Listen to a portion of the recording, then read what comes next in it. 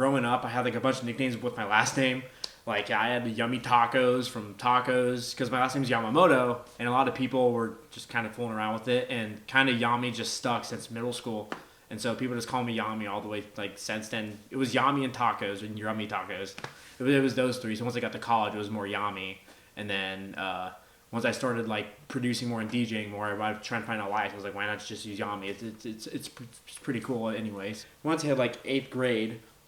I would go over to like my my buddy's house. His name was Isaiah Morgan, and he was the one that showed me Decadence, which is like this old DJ program. We were just messing around playing like Flux Pavilion and like old like Skrillex songs and all this stuff because like this is when EDM became like a bigger thing. And then once I got to like my junior year of high school, my buddy.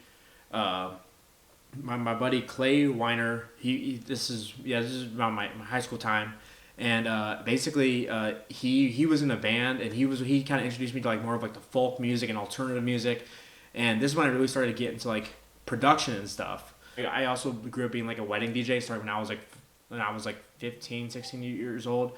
My Young Life leader he was the real one that actually taught me how to like spin and how to beat match and anything. His name was Max Hunter. It was back when I did like the whole youth group thing in high school. That was kind of like the turning point of like, wow, this is pretty cool, and I love doing this. So the thing about DJing that drew me to it was that like it was always like you could choose the music you wanted to play. You can control. You were in control of everything.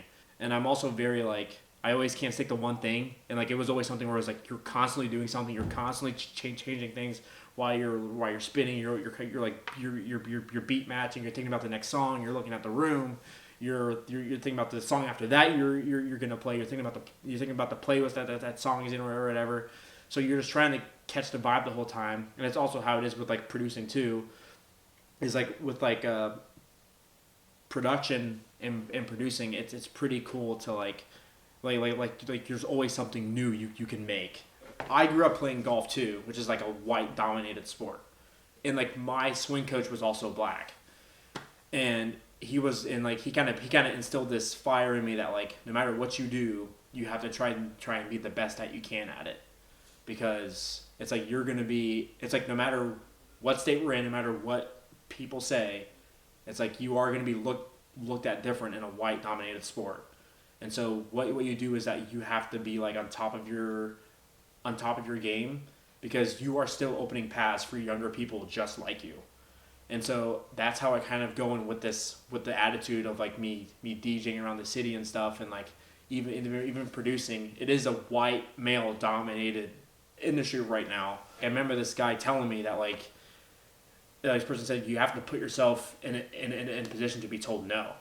And all people were like, just send your music out to labels or something like that. And I was like, all right, whatever. And so I sent it out to this label called MMXVAC, and they really like enjoyed my stuff. And that's how I got my first label release. And then I work for them now. I've been rejected a bunch of times.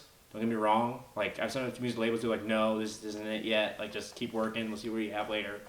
But like that's one thing that I want to preach to everyone is that like. You got to be put yourself in a position to say no if you want to like get somewhere with anything.